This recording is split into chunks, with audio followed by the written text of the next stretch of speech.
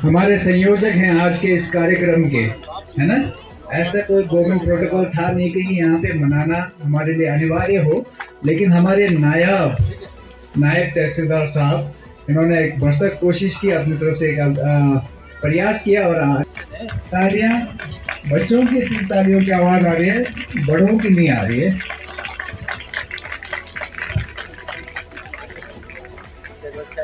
आप आते रहे बस ऐसा ही आपका जो ये है अच्छा होता जाए। इसके तुरंत बाद वो बच्चे जिन्होंने स्पीच देना है, वो बच्चे जिनका सोलो परफॉर्मेंस है, वो थोड़ा तैयार रहिएगा आप लोग, है ना।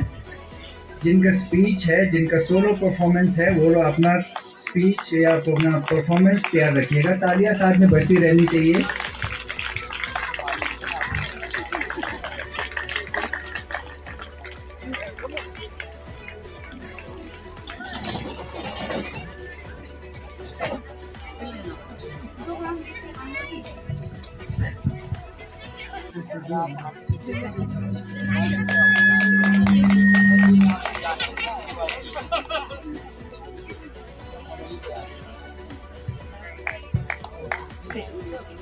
तालियां, इससे क्या होता है, ब्लड सर्कुलेशन अच्छा होता है। क्या होता है, खून का प्रवाह अच्छा हो जाता है ना। वैसे तो ये सर्दियों में बहुत काम होता है, लेकिन गर्मियों में भी बुरा नहीं है, एक एक्सरसाइज है। तो तालियां बजाते रहिए आप लोग। आपके हाथों के जो नर्व्स हैं वो एक्टिव हो जाएंगे इससे। जोरदार तालियां। हमारे एएसआई साहब हैं, आईटीबीपी 19वीं बटालियन की, केवल कृष्णा जी।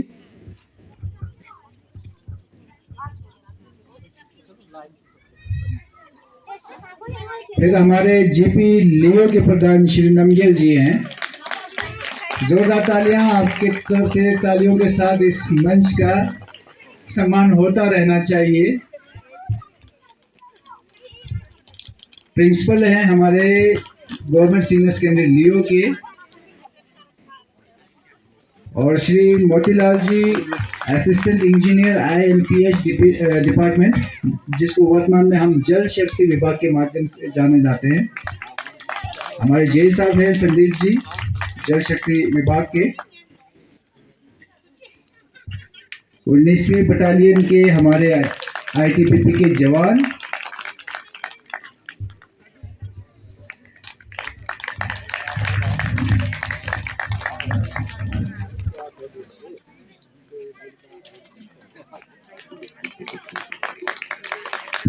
तालियों में कमी ना आना पाए। एक बार तालियों के साथ इस मंच पर मौजूद मेहमानगणों का स्वागत करते रहिएगा।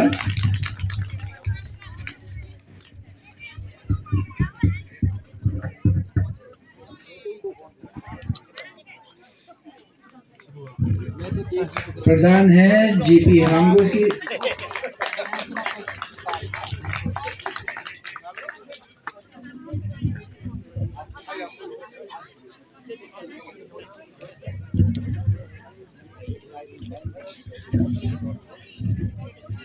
हुए उन्होंने हमारे ऊपर एक लंबी सदी, लगभग 200 वर्षों तक राज किया, और इस देश को किस तरह से गुलामी की जंजीरों में जकड़ा, इसको हम महसूस नहीं कर सकते। आप सोच भी नहीं सकते हैं कि 200 वर्षों तक उस विदेशी ताकत ने हमारे देशवासियों पर क्या अत्याचार किए, हम सोच भी नहीं सकते। जो उन लोगों ने उस टाइम महसूस किए, भुगते, उस उपनिषद से आज़ादी पाने के लिए उसमें जो लोगों में जुनून था, वो उसको वही लोग समझ सकते हैं। और इस तरह से ये एक लंबी कशम के बाद हमारे को आज़ादी प्राप्त हुई। अनेक शहीद हुए, अनेक वीरों ने बलिदान दिया, अनेक माताओं ने अपने सपूतों को खोया।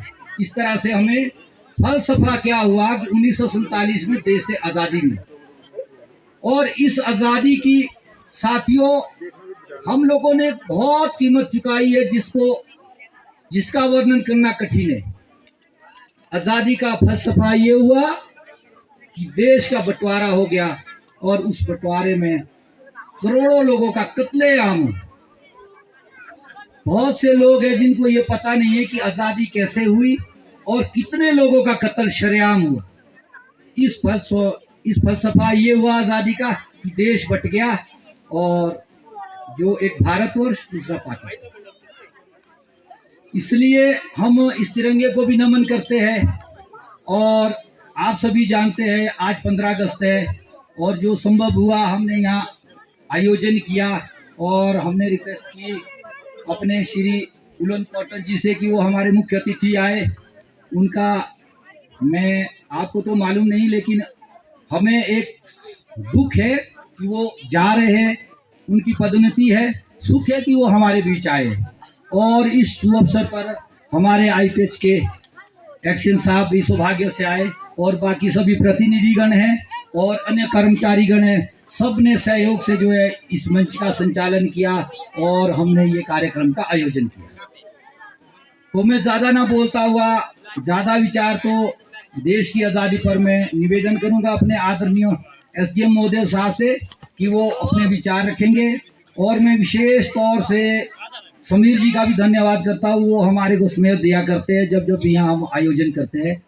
तो इस तरह से इस देश की आज़ादी पर मैं अपना कुछ एक छोटा सा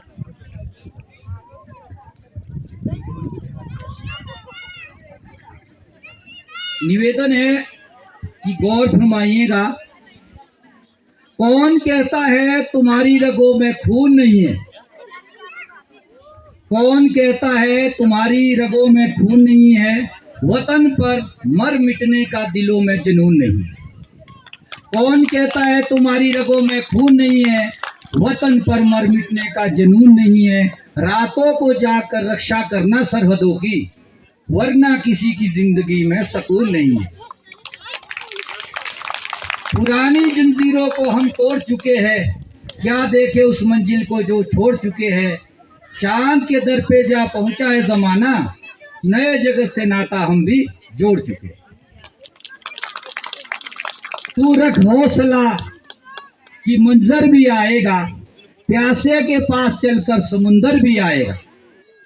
थक करके ना रुकना ए मंजिल के मुसाफिर, मंजिल भी मिलेगी और मिलने का मजा भी आएगा।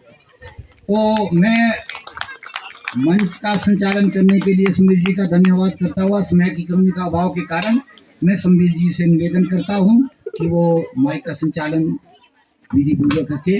धन्यवाद। बोर तो बिल्कुल भी नहीं करूंगा जी, बहुत संक्षिप्त में अपनी बात कहूंगा। पर अपनी एक्चुअल बात कहने से पहले मैं दो बातें कह देता हूं जी। सर्वप्रथम मैं जो यहाँ की इस कार्यक्रम की जो आयोजन कमेटी है, हमारे नायब साहब हैं, इनका तहे दिल से धन्यवाद करता हूँ कि इन्होंने मुझे यहाँ बुलाया।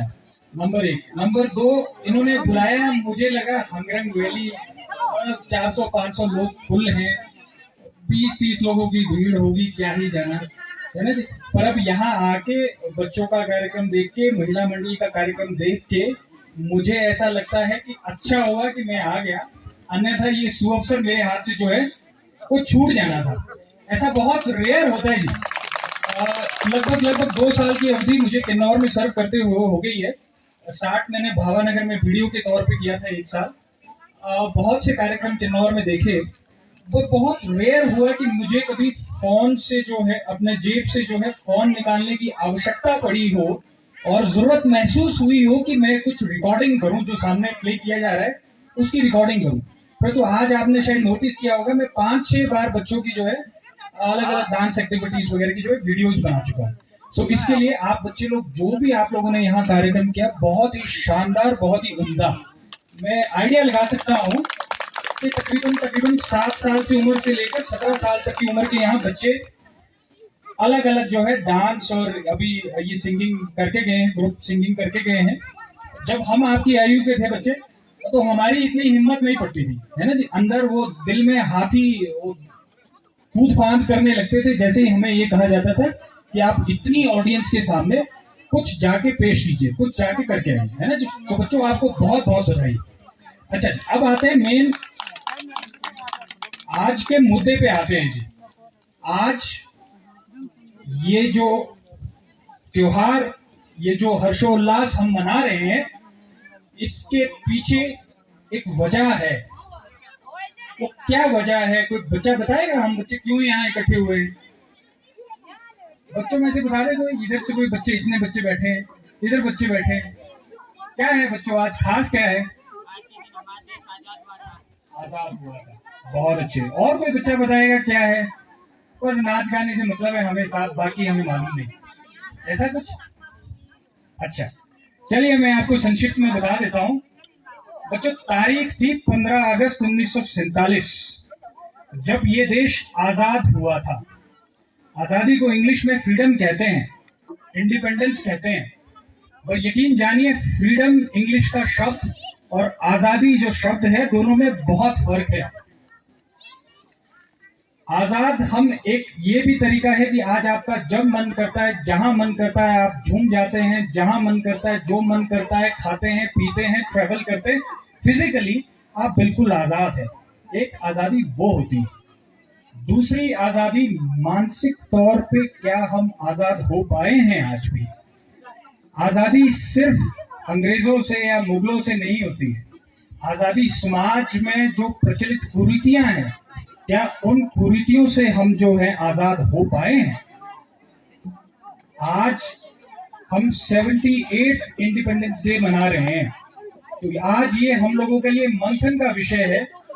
हमने सोचना, खासकर जो ये छोटे बच्चे बैठे हैं, बच्चे आप लोग शायद समझते भी नहीं होंगे कि आजादी चीज क्या है ना? क्योंकि आप खुशकिस्मत हैं कि आप आजाद भारत में पैदा हुए, है ना? यहाँ मैंने देखा कुछ बच्चे थे 12 साल, 13 साल, 14, 15, 16 साल के।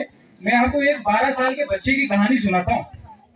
1919, आप में से मुझे ज्ञात नहीं है कितने लोगों को मालूम होगा